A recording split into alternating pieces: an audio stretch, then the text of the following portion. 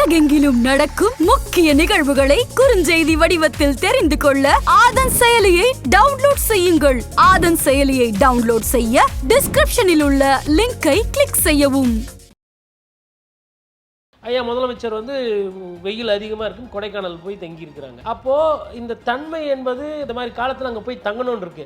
அப்போ இந்த புவி இந்த வெயில் அதிகமாக ஆகிறத தடுக்கிறதுக்கு உண்டான திட்டம், ஒரு தொலைநோக்கு பார்வை இருக்குன்னா இல்லை. அண்ணாமலை சொல்கிறாரு 3 டிகிரி 4 டிகிரி ஏறி போச்சு கோயம்புத்தூர்னு. பேசினதோடு சரி, பேசின கையோட ஒரு 10 மரம் வச்சிருக்கலாம் இல்லையா? எந்த காலத்தில் மரம் வைக்கணும், எந்த காலத்தில் மரத்தை பராமரிக்கணும் அப்படின்னு அதுக்கு புரோட்டோக்கால் எதுவுமே கிடையாது. சுருக்கமாக சொல்லணும்னா, இந்த வெயில் காலத்தில் 3-4 மாதம் மரத்தோட கிளைகளை கழிச்சு விடணும். அப்போ தான் அது வாழ்வாதாரம் மேம்படும். இவங்க என்ன பண்ணுறாங்க, கிளையை கட்டுறது பதிலாக மரத்தையே போட்டு தள்ளிடுறாங்க நிறைய இடத்துல. அதே மாதிரி மரத்தை சுற்றி சிமெண்ட் சாலைகள் போடுறது, அது கிட்டத்தட்ட மரத்தை கொலை பண்ணுறதுக்கு சமம். 8 வழி சாலை கட்டுறீங்க, பரந்தூர் விமான நிலையம்ன்றீங்க, கோடி கணக்கில் திரும்பி கொட்டுறீங்க. இயற்கை வளங்களை பாதுகாக்கிறதுக்கு ஒரு நல்ல திட்டம், ஒரு நல்ல அமைச்சர், ஒரு நல்ல அதிகாரி எங்கே காட்டுங்க பார்க்கலாம். ஒரு 15-20 வருஷத்தில்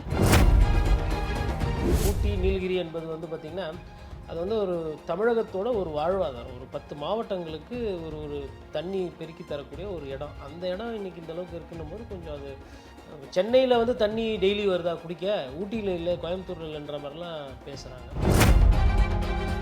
ஒரு மரத்தை நீங்கள் வெட்டினீங்கன்னா ஒரு 10 மரம் வைக்கணும் அப்படின்னு சொல்லிட்டு ஒரு கோர்ட்டில் ஒரு ஆர்டர் இருக்குது. இது நீதியரசர் ஏபி ஷா அவர் காலத்துலையுமே ஆர்டர் போட்டிருக்காங்க. மெட்ரோ ரயில் வந்தப்போ இங்கே நந்தனம் இருக்குது பாருங்கள், இங்கே அந்த நந்தனத்தில் மான்கள்லாம் இருந்தது. மான்கள் இனப்பெருக்கம் பண்ணிக்கிட்டு இருந்தது. யாருன்னா இன்னைக்கு சொன்னால் நம்புவாங்களா?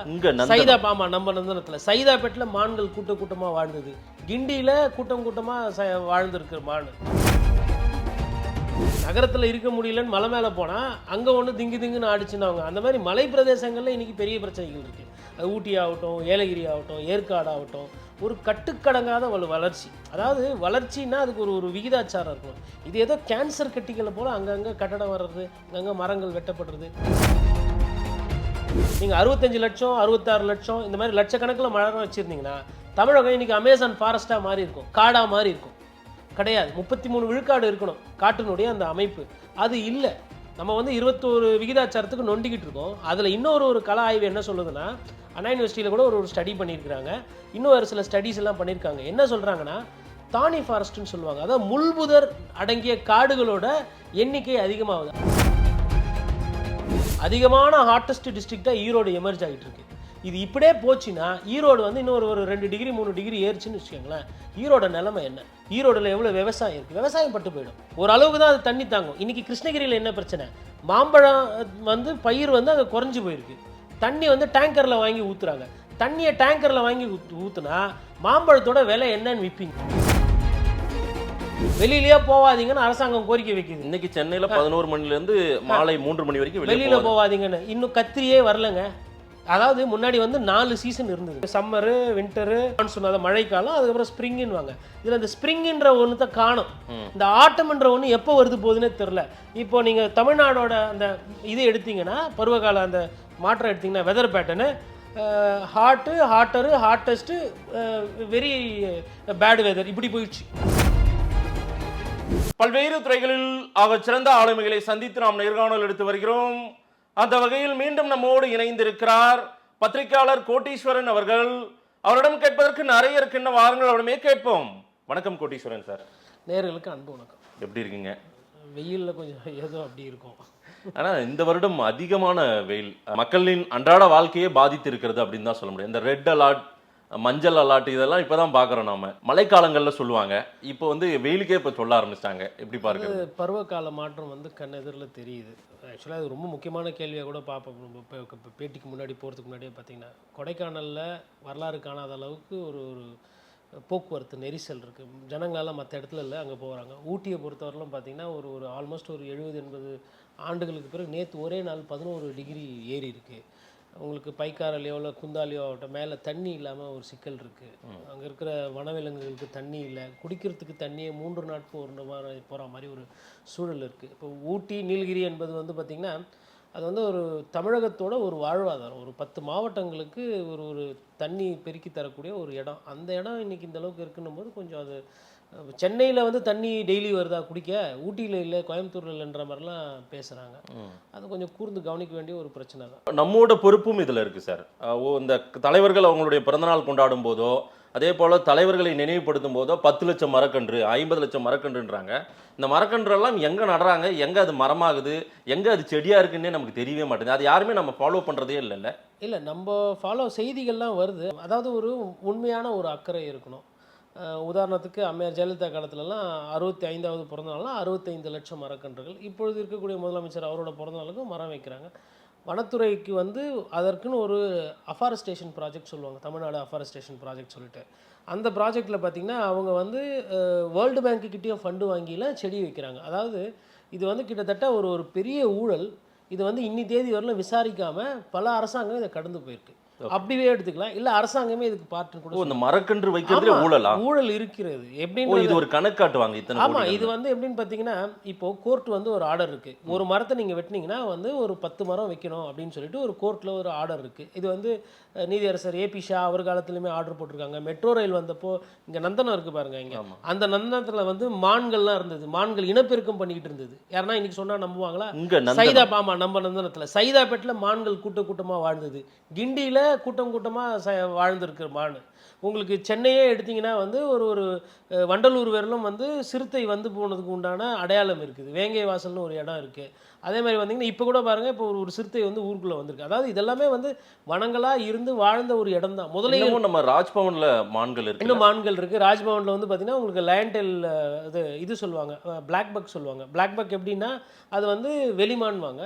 பிளாக் பக் வந்து ஷெட்யூல் 1 அனிமல். அதாவது டைகருக்கு என்ன முக்கியத்துவம் நம்ம புலிக்கு கொடுக்கணுமோ அதே முக்கியத்துவத்தை அந்த மானுக்கு கொடுக்கணும். ஆனால் இப்போ இட பற்றாக்குறையால் அந்த உள்ளே இனப்பெருக்கமாகிறது, நாய்கள் அதை கடிக்கிறது. அந்த மாதிரி ஒரு காடை வந்து காப்பாற்றலை, காடு வந்து இந்த மாதிரி அழியுது அப்படின்னா இந்த மாதிரி விளைவுகள்லாம் நம்ம சந்திக்கிறோம். அதான் இப்போ ஊட்டியில் பார்க்குறோம். அதுதான் இப்போ நம்ம வந்து நிறைய மலை பிரதேசங்களில் பார்க்குறோம். அதாவது நகரத்தில் இருக்க முடியலன்னு மலை மேலே போனால் அங்கே ஒன்று திங்குன்னு ஆடிச்சுன்னு அவங்க. அந்த மாதிரி மலை பிரதேசங்களில் இன்றைக்கி பெரிய பிரச்சனைகள் இருக்குது. அது ஊட்டி ஆகட்டும், ஏலகிரி ஆகட்டும், ஏற்காடு ஆகட்டும், ஒரு கட்டுக்கடங்காத வளர்ச்சி. அதாவது வளர்ச்சின்னா அதுக்கு ஒரு விகிதாச்சாரம் இருக்கணும். இது ஏதோ கேன்சர் கட்டிகளை போல் அங்கங்கே கட்டடம் வர்றது, அங்கங்கே மரங்கள் வெட்டப்படுறது. ஒரு 3 நாட்டுக்கு முன்னாடி டிடி நெக்ஸ்ட் செய்தித்தாளில் ஒரு செய்தி வந்துச்சு. ஒரு 100 வருஷத்துக்கு முன்னாடி பழமையான ஒரு மரம், அதில் வந்து இந்த பழந்தண்ணி வௌவாலுங்க நிறைய உட்காருது. ஒரு பக்கத்தில் வந்து ஒரு சர்ச் இருக்குது, அதுக்கு வரவங்களுக்கு சிரமமாக இருக்குதுன்னு சொல்லிட்டு அங்கே இருக்கிற ஒருத்தர் என்ன பண்ணிட்டாரு, இது வந்து சாத்தான் மாதிரி இருக்குது அப்படி இப்படின்னு சொல்லி விட்டோன்னா அந்த மரத்தை வந்து கொஞ்சம் கூட பச்சாதாபம் பாவா அப்படியே வெட்டி விட்டாங்க. எங்கே சார் இது வந்து புளியாந்தோப்பில் 100 ஆண்டு கால இது வந்து கார்பரேஷன் அதிகாரிகளுக்கு தெரிஞ்சுதான் நடந்திருக்குது. ஓகே, அவங்க கேட்டால் என்ன சொன்னாங்கன்னா, மக்கள் கோரிக்கை வைத்தாங்க, மக்கள் வந்து இந்த மாதிரி வௌவால்லாம் வருது, எச்சம் போடுது, இது வந்து பயமாக இருக்குது அப்படி இப்படின்னு சொல்லிட்டு. அதப்போ ஒரு புரிதல் இல்லை. வௌவால் என்பது வந்துட்டு இப்போ கரோனா காலத்தில் அது வந்தது, இது வந்து அதெல்லாம் கதைகள் இருக்குது. எப்படி வந்தது, அதை தான் காரணமாக ஜூனாட்டிக் இன்ஃபெக்ஷன் சொல்லுவாங்க ஆங்கிலத்தில். மிருகங்கள்லேருந்து மனிதர்களுக்கு போகக்கூடிய தன்மை அதெல்லாம் ஒரு புறம் இருந்தாலும் நம்ம வந்து நிறைய விஷயங்களை நேசிக்க தவறுறோம். ஒரு மரம் என்பது வந்து அது வந்து நமக்கு ஒரு சுவாச காற்று கொடுக்குது, அது வந்து ஒரு நிழலை கொடுக்குது, காற்றை கொடுக்குது, நம்மளை வந்து குணப்படுத்துது. நமக்கு அது ஒரு மருந்து ரீதியான ஒரு விஷயம். அதே மாதிரி அதை பார்க்கும்போது உங்களுக்கு சைக்காலஜிக்கலாக ஒரு சேஞ்ச் வரும். இப்படின்ற இந்த புரிதல் இல்லாமல் போகுது. ஆட்சியாளர்களுக்கும் இல்லை, பொதுமக்களுக்கும் இல்லை. இன்னும் நீங்கள் சுருக்கமாக சொன்னீங்க, இது ஏன் நான் ஊழல்னு அந்த புள்ளிக்கு திருப்பி வரேன்னா, நீங்கள் 65 லட்சம் 66 லட்சம் இந்த மாதிரி லட்சக்கணக்கில் மரம் வச்சுருந்தீங்கன்னா தமிழகம் இன்றைக்கி அமேசான் ஃபாரஸ்ட்டாக மாறி இருக்கும், காடாக மாறி இருக்கும். கிடையாது, 33 விழுக்காடு இருக்கணும் காட்டினுடைய அந்த அமைப்பு. அது இல்லை. நம்ம வந்து 21 விகிதாச்சாரத்துக்கு நொண்டிக்கிட்டு இருக்கோம். அதில் இன்னொரு கள ஆய்வு என்ன சொல்லுதுன்னா, அண்ணா யூனிவர்சிட்டியில் கூட ஒரு ஸ்டடி பண்ணியிருக்கிறாங்க, இன்னும் ஒரு சில ஸ்டடீஸ் எல்லாம் பண்ணியிருக்காங்க. என்ன சொல்கிறாங்கன்னா, தானி ஃபாரஸ்ட்னு சொல்லுவாங்க. அதாவது முள்புதர் அடங்கிய காடுகளோட எண்ணிக்கை அதிகமாகுது. அதற்கு என்ன பொருள்னா, நல்ல காடுகள் தரம் தாழ்ந்து போய் அதுக்கு அடுத்த நிலைக்கு போகுது. அந்த காடுகள் என்ன ஆகிடும்னா, எதுவுமே ஒரு பயிர் பண்ண முடியாத ஒரு வெற்று இடமா மாறிடும். இன்னும் இப்படி சொல்லணும்னா ரெயின் ஃபாரஸ்ட்னு சொல்லுவாங்க. அதான் மழைக்காடுகள். அந்த மழைக்காடுகள் வந்து என்ன ஆகுதுன்னா அதனுடைய தன்மை குறைந்து அது பருவகால காடு மாறுது. அப்போது ரெயின் ஃபாரஸ்ட் வந்து ட்ரை டெசிடுவஸாக மாறுது, ட்ரை டெசிடுவஸ் வந்துட்டு தான் ஃபாரஸ்ட்டாக மாறுது, தான் ஃபாரஸ்ட்டு ஸ்க்ரப் ஜங்கலாக மாறிடும். இப்போ ஸ்க்ரப் ஜங்கலாக மாறுறது என்னென்னா, இப்போ நம்ம உதாரணத்துக்கு நம்ம திருவள்ளூர் எடுக்கிறீங்க, இல்லை காஞ்சிபுரம் எடுக்கிறீங்க பார்த்தா வேலிகாத்தான் செடி இருக்கும், அதுக்கப்புறம் முட்புதர் இருக்கும், அதில் ஒரு சின்ன குருவி, மைனா, அதுக்கப்புறம் அங்கே ஒரு முள்ளமன்றி, அந்த மாதிரி விஷயங்கள் வாழும். அதை தாண்டி அது வந்து ஒரு முக்கியமான மிருகங்களை வந்து சப்போர்ட் பண்ணாது. இப்போ என்ன மிருகம் இருந்தால் என்ன, இல்லைன்னா அப்படி கிடையாது. ஒரு மிருகம் இருந்தால் தான் பறவை வரும், பறவை இருந்தால் தான் பழம் வரும், பழம் வரும்போது என்னென்னா இயற்கை ரீதியான உணவு பண்டங்கள் நமக்கு வரும். இன்றைக்கி பெரிய பிரச்சனையே பார்த்திங்கன்னா இந்த பழ வகைகள் ஆகட்டும் இல்லை விவசாயங்கள் ஆகட்டும் எல்லாமே வந்து வனம் சார்ந்ததை தவிர்த்து அது வந்து மருந்து உணவு அது மாறி போச்சு. இது எல்லாமே பருவ காலத்தோட தொடர்பு படுத்தி பார்க்கணும். ஆனால் ஒரு இப்போ இன்றைக்கி ஐயா முதலமைச்சர் வந்து வெயில் அதிகமாக இருக்குன்னு கொடைக்கானல் போய் தங்கியிருக்கிறாங்க. அப்போது இந்த தன்மை என்பது இப்போ நமக்கு இந்த மாதிரி காலத்தில் அங்கே போய் தங்கணும்னு இருக்குது. அப்போ இந்த புவி வந்து இந்த வெயில் அதிகமாக ஆகிறத தடுக்கிறதுக்கு உண்டான திட்டம் ஒரு தொலைநோக்கு பார்வை இருக்குன்னா இல்லை. அண்ணாமலை சொல்கிறாரு 3 டிகிரி 4 டிகிரி ஏறி போச்சு கோயம்புத்தூர்லன்னு. பேசினதோடு சரி, பேசின கையோட ஒரு 10 மரம் வச்சுருக்கலாம் இல்லையா. இன்னொரு பிரச்சனை என்னென்னா இந்த மொட்டாலிட்டி ரேட் சொல்லுவாங்க, எந்த காலத்தில் மரம் வைக்கணும், எந்த காலத்தில் மரத்தை பராமரிக்கணும் அப்படின்னு. அதுக்கு வந்து புரோட்டோக்கால் எதுவுமே கிடையாது. சுருக்கமாக சொல்லணும்னா இந்த வெயில் காலத்தில் வந்து 3-4 மாதம் வந்து மரத்தோட கிளைகளை கழிச்சு விடணும். அப்போ தான் அது வாழ்வாதாரம் மேம்படும். ஆனால் இவங்க என்ன பண்ணுறாங்க, கிளையை கட்டுறது பதிலாக மரத்தையே போட்டு தள்ளிடுறாங்க நிறைய இடத்துல. அதே மாதிரி மரத்தை சுற்றி சிமெண்ட் சாலைகள் போடுறது, அது வந்து கிட்டத்தட்ட மரத்தை கொலை பண்ணுறதுக்கு சமம். இது இரண்டாவது. மூன்றாவது, இப்போ வந்து பாலிசி லெவலில் சேஞ்ச் வரணும். ஒரு வீடு இருக்குது அப்படின்னா அந்த வீட்டுக்கு வந்து ஒரு இந்த காலத்தில் இருந்தது, ஒரு வீட்டுக்கு பின்னாடி ஒரு கார்டன் இருக்கும், இல்லை ஒரு மரஞ்செடி இருக்கும். அந்த மாதிரி ஒரு விஷயத்தை வந்து திருப்பி அவங்க சட்ட ரீதியாக கொண்டு வரணும். அதெல்லாம் அட்லீஸ்ட் பெரிய பெரிய ப்ராஜெக்ட்லனா கொண்டு வந்தால் தான் அதற்கு வந்து இப்போ இவங்க வைக்கிறாங்க பார்த்தீங்களா, இந்த நம்ம அந்த விலை உயர் ஒரு 2 கோடி 3 கோடியிலலாம் அப்பார்ட்மெண்ட்டில் வைக்கிற செடியெல்லாம் அதெல்லாம் வந்து ஷோ. அதனால ஒரு பிரயோஜனமும் இல்லை. பார்க்குறதுக்கு பச்சை கலரில் இருக்கும், பச்சை எல்லாமே வந்து உங்களுக்கு அழகை தராது. அதெல்லாம் வந்து வெளிநாட்டிலேருந்து வாங்கிட்டு வந்துட்டு சும்மா ஸ்டைலுக்கு வைக்கிறது. அதனால ஒரு மழை கொடுக்கக்கூடிய தன்மையோ இல்லை ஈரப்பதத்தை கொடுக்கக்கூடிய தன்மையோ இல்லை காற்று அதிகமாக குடிக்கிற தன்மை எதுவுமே கிடையாது. அது மாதிரி அந்த விஷயத்தில் வந்து கோட்டை விடுகிறார்கள். மக்கள் அந்த இயற்கையை நேசிக்கல, அதை சுவாசிக்கல அப்படின்னு சொல்ல முடியாது. இல்லை, கோடை வாசஸ்தலம் எப்பவுமே இருக்க ஒன்று தான். இன்றைக்கும் இயற்கையை நேசிக்கிறதுனால தான் கொடைக்கானல் ஊட்டிக்கெல்லாம் ஓடுறாங்க. அப்படிதானே நம்ம பார்க்கல. இல்லை, மக்கள் வந்து நேசிக்கிறாங்கங்க. மக்கள் வந்து என்னன்னா அவங்களோட அன்றாட வாழ்க்கை அன்னாட காசியாக இருக்கிறாங்க இன்னைக்கு. அப்போ அவங்க வந்து இயற்கையை பற்றி யோசிக்கிறதுக்கோ புரிதலாக இருக்கோ அவங்களுக்கு ஒரு ஆர்வம் இருக்குது. இன்றைக்கும் ஞாயிற்றுக்கிழமைனா மெரினா பீச்சில் அவ்வளோ பேர் கூடுறாங்க. 2 காரணம். ஒன்று, அந்த காற்று, அந்த அந்த அமைதியான ஒரு சூழல் இருக்கணும். பீச்சுக்கு போனால் யாரையும் எதுவும் பணம் செலவு பண்ண வேண்டியதில்லை. ஒரு குடும்பத்தோடு போயிட்டு வரலாம். ஒரு எளியவர்களுக்கு ஏழை பாழைகளுக்கு உதவுகிற ஒரு இடம். அந்த பீச்சுக்கு உண்டான ஒரு முக்கியத்துவம், ஒரு மதிப்பு, மரியாதை நம்ம கொடுக்குறோம்னா கிடையாது. அந்த கடற்கரையை குப்பை தொட்டியாக இருக்கிறது தான் நம்ம வேலையை பண்ணிகிட்டு இருக்கிறோம். கடல் கழிவு எல்லாத்தையும் எடுத்துகிட்டு போய் அங்கே கொட்டுறது, எல்லாத்தையும் பண்ணுறது. அப்போ இந்த புரிதல் யாருக்கு இருக்கும்? மத்திய அரசுக்கும் மாநில அரசுக்கும். அந்த இயற்கை மீது அந்த காதல் என்பது சுத்தமாக கொஞ்சம் கொஞ்சமாக குறைஞ்சிக்கிட்டு வருது. ஏதோ ஒரு அடையார் பூங்கா நம்ம சொல்கிறோம், ஓகே, கலைஞர் காலத்தில் வந்தது. அம்மையார் ஜெயலலிதா காலத்தில் காவேரி வைல்ட் லைஃப் சாங்சுரின்னு ஒன்று அறிவித்தாங்க. அது போதுமானா பத்தாது. இவங்களுக்கு இதற்கு விட தேவை கிடையாது. இப்போ 42, 43 டிகிரிக்கு ஈரோடு போகுது. அதிகமான ஹாட்டஸ்ட் டிஸ்ட்ரிக்டாக ஈரோடு எமர்ஜ் ஆகிட்டு இருக்கு. இது இப்படியே போச்சுன்னா ஈரோடு வந்து இன்னும் ஒரு 2 டிகிரி 3 டிகிரி ஏறிச்சுன்னு வச்சுக்கோங்களேன். ஈரோட நிலைமை என்ன? ஈரோடில் எவ்வளோ விவசாயம் இருக்குது? விவசாயம் பட்டு போயிடும். ஓரளவுக்கு தான் அது தண்ணி தாங்கும். இன்றைக்கி கிருஷ்ணகிரியில் என்ன பிரச்சனை? மாம்பழம் வந்து பயிர் வந்து அங்கே குறைஞ்சி போயிருக்கு.